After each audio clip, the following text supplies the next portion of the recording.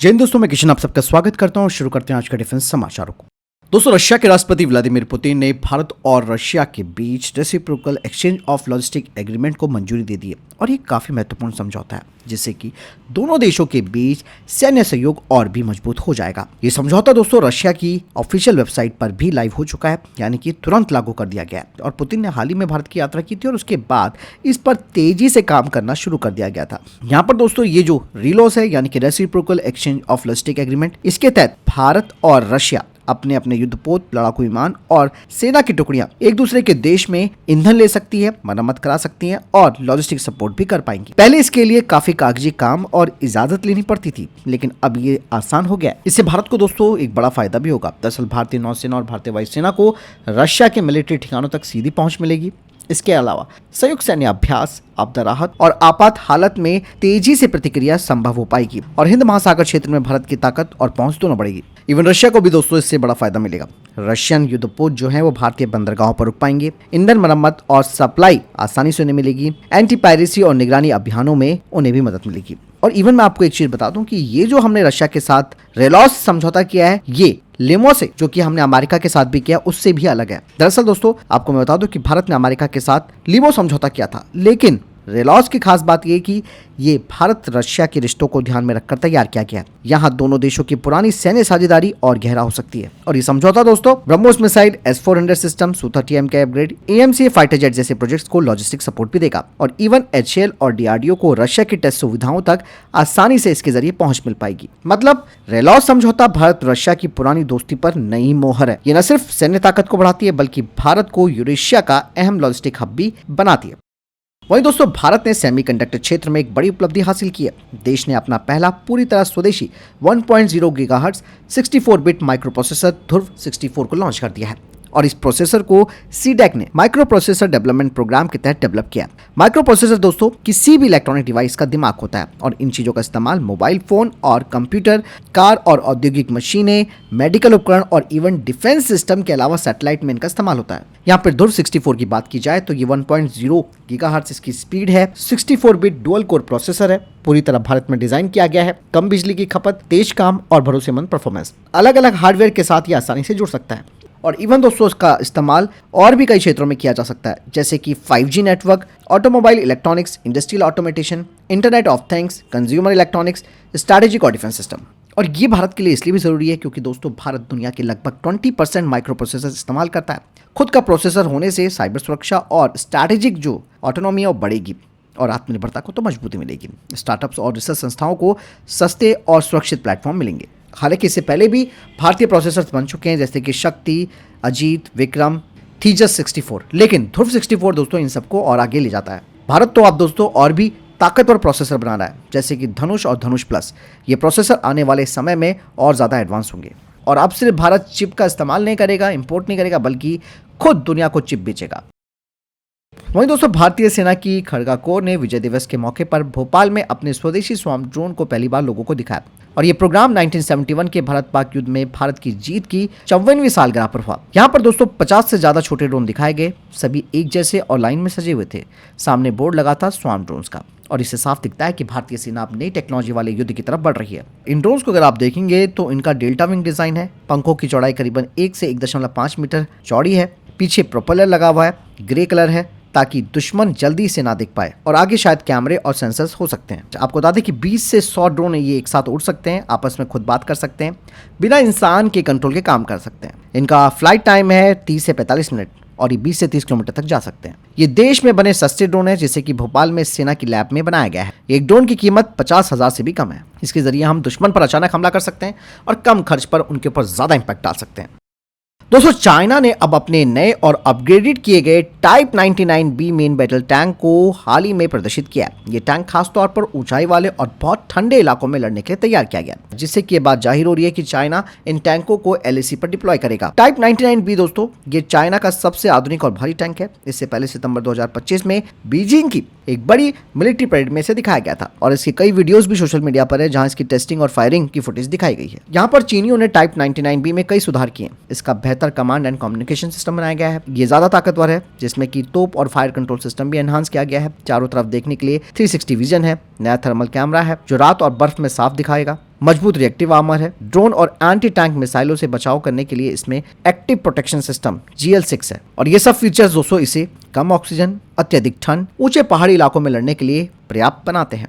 और LAC पर आप सबको मालूम है तनाव तो अभी भी जारी है। भारत ने वहां पर अपने T-72 और T-90 टैंक डिप्लॉय किए हैं, बट चाइना का टाइप 99B टैंक अगर यहाँ पर डिप्लॉय होता है तो चाइना की फायर पावर यहाँ पर बढ़ सकती है। हालांकि भारत भी यहाँ पर जोरावर लाइट टैंक पर फोकस करके बैठा हुआ है। जोरावर खास तौर पर पहाड़ी युद्धों के लिए बनाया गया है। हालांकि चाइना ने पहले से वहाँ पे टाइप 15 हल्के टैंक डिप्लॉय किए हैं, लेकिन अब वो भारी टैंक वहाँ पर लगाना चाहता है। बात साफ हो जाती है, चाइना दोस्तों ऊंचाई वाले इलाकों में और ताकतवर टैंक लाने की तैयारी कर रहा है, जिससे कि LAC पर मिलिट्री प्रेशर बढ़ सकता है। चाइना पहाड़ों की लड़ाई में जो कमजोर माना जाता है, उसे देखते हुए वो अपने टैंकों को मजबूत कर रहा है। हालांकि भारत भी पीछे नहीं है।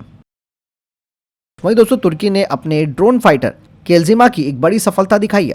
इस ड्रोन ने टेस्ट के दौरान तुर्की वायुसेना के F-16 फाइटर जेट को लॉक किया और गॉकडोगन एयर टू एयर मिसाइल से वर्चुअल यानी कि सिमुलेशन में सीधा हिट भी किया। हालांकि दोस्तों यहाँ पर डिफेंस एक्सपर्ट्स कहते हैं कि ये क्षमता असली युद्ध में काफी लिमिटेड हो सकती है, खासकर कि तब जब आसमान पूरी तरह कंटेस्टेड एयर स्पेस हो। हालांकि ये जो टेस्ट तुर्की ने किया उसमें केल्जिमा ड्रोन ने F-16 को 48 किलोमीटर दूर से देख लिया। इस ड्रोन में दोस्तों मुराद आईएसआर रडार लगा है। रडार लॉक होते ही ड्रोन ने मिसाइल को लाइव डेटा दिया। मिसाइल ने सिमुलेशन से अपने टारगेट को हिट भी कर दिया, जो ये दिखाता है कि ये ड्रोन दोस्तों खुद ही अपने लक्ष्य को ढूंढ सकता है, ट्रैक कर सकता है और बिना इंसान के फायरिंग कर सकता है। हालांकि यहाँ पर भी एक बड़ी प्रॉब्लम है, आज के मॉडर्न फाइटर जेट 100 किलोमीटर से ज्यादा दूरी पर दुश्मन को देख लेते हैं। केल्जिमा तो सिर्फ 48 किलोमीटर पर ही लक्ष्य को पकड़ पाया।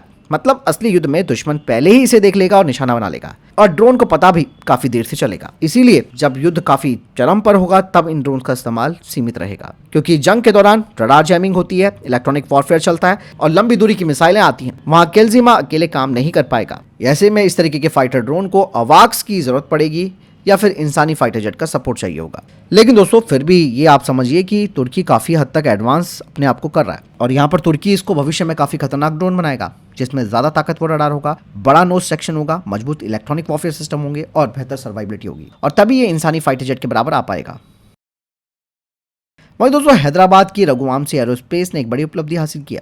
कंपनी ने हैदराबाद में अपनी नई हाईटेक यानी कि डीप टेक डिजाइन और मैन्युफैक्चरिंग फैसिलिटी शुरू की है, और साथ ही 6 स्वदेशी ड्रोन और डिफेंस प्रोडक्ट भी लॉन्च किए हैं। इस फैक्ट्री में 100 करोड़ रुपए का इन्वेस्टमेंट किया गया है, और ये जगह हैदराबाद एयरपोर्ट के काफी पास है। यहाँ पर drone, engine, advance defence system design से लेकर असेंबली तक बनाए जाएंगे। कंपनी ने कहा कि सेना की जरूरतों को जल्दी पूरा करेंगे और बड़े पैमाने पर प्रोडक्शन शुरू कर पाएंगे। और यहाँ पर इस कंपनी ने 6 तरह के स्वदेशी डिफेंस सिस्टम पेश किए, जिसमें जेट इंजन वाला कामिकेजी ड्रोन, दुश्मन को धोखे देने वाले डिकॉय ड्रोन, टारगेट ड्रोन, तार से जुड़े निगरानी ड्रोन, हवा में मिसाइल लॉन्च करने वाले सिस्टम, माइक्रो टर्बोजेट इंजन, लंबे समय तक उड़ने वाले आत्मघाती ड्रोन, जमीन पर चलने वाले रोबोटिक वाहन, automatic ground combat system, robotic aircraft और मेंटेनेंस सिस्टम। इन सब का इस्तेमाल निगरानी, गहरे इलाकों में हमला यानी कि डीप स्ट्राइक, युद्ध क्षेत्र में सप्लाई और मिशन सपोर्ट में किया जाएगा। इवन दोस्तों रघुवंशी ग्रुप ने 4 महत्वपूर्ण समझौते भी किए हैं भारतीय सेना, Bharat dynamics limited, IIT Hyderabad और ARCI के साथ। दोस्तों तमिलनाडु गवर्नमेंट ने होसूर में 3000 एकड़ जमीन देने का प्रस्ताव रखा है, जहां पर एक नया एयरपोर्ट और एक एरोस्पेस मैन्युफैक्चरिंग हब बनाया जाएगा, और इसका मकसद है भारत के स्वदेशी स्टेल्थ फाइटर जेट AMCA का निर्माण केंद्र अपने राज्य में लेकर आना। होसूर इसलिए भी खास है क्योंकि ये बैंगलोर से सिर्फ 40 किलोमीटर दूर है।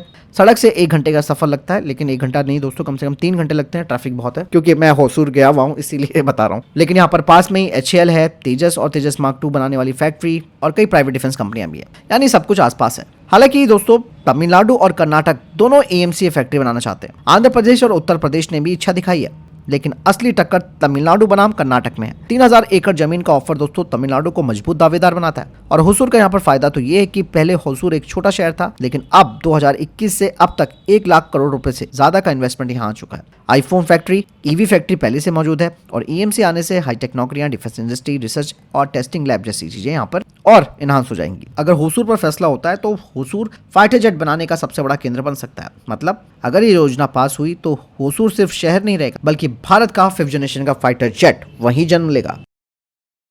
दोस्तों वहीं चाइना ने अब अपने एक नए मिलिट्री ट्रांसपोर्ट एयरक्राफ्ट की पहली उड़ान सफलतापूर्वक कर ली है। अब इस बात पर बहस चल रही है कि इस एयरक्राफ्ट का नाम Y-15 है या फिर Y-30, लेकिन इतना साफ है कि ये मीडियम कैटेगरी का ट्रांसपोर्ट एयरक्राफ्ट है।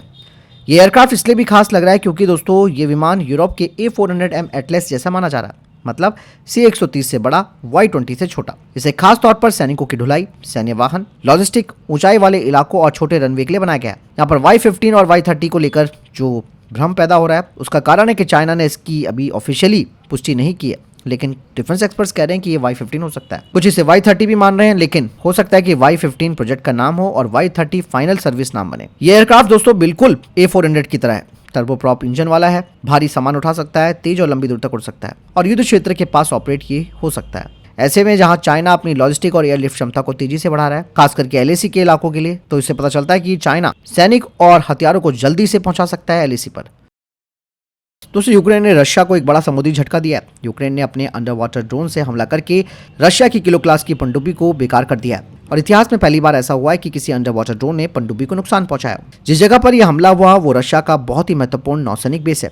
रशिया ने अपने कई जहाज यहाँ इसलिए रखे थे ताकि यूक्रेन के हमलों से इन्हें बचाया जा सके, लेकिन यहाँ पर यूक्रेन ने सी बेबी अंडर वाटर ड्रोन का इस्तेमाल किया और बाकायदा इसका वीडियो भी जारी किया गया। रशिया की तरफ से ऑफिशियली बयान तो नहीं आया, लेकिन वीडियो में देखा जा सकता है कि पनडुब्बी के पास तेज धमाका होता है, पानी और किनारे के पास भी बड़ा विस्फोट होता है और यह अटैक काफी बड़ा माना जा सकता है, खास करके रशिया के लिए, क्योंकि जिस पनडुब्बी पर हमला हुआ है वो कैलिबर क्रूज मिसाइलें ले जा सकती है और इन्हीं मिसाइलों से रशिया यूक्रेन पर बड़े हमले करता है। यूक्रेन ने कहा कि यह हमला युद्ध का टर्निंग पॉइंट है। पनडुब्बी को ठीक करना रशिया के लिए अब मुश्किल होगा। हालांकि यहाँ पर यूक्रेन के पास नौसेना नहीं है, फिर भी उसने हमला करके दिखा दिया, क्योंकि उसने अंडर वाटर ड्रोन, मिसाइल्स, इन सब का इस्तेमाल करके रशिया को नुकसान पहुंचाया और इससे रशिया की एक बड़ी ताकत को नुकसान हुआ है। मतलब साफ है कि सिर्फ जहाज और पनडुब्बियां नहीं, बल्कि अंडर वाटर ड्रोन भी युद्ध का बड़ा हथियार बन चुके हैं। तो फिलहाल इतने देखिए टॉप डिफेंस अपडेट। वीडियो के सामने कोई प्रश्न जवाब या आपको कोई सवाल कमेंट सेक्शन में लिखकर जरूर पूछेगा। वीडियो को लाइक और शेयर कीजिएगा। जय हिंद, वंदे मातरम।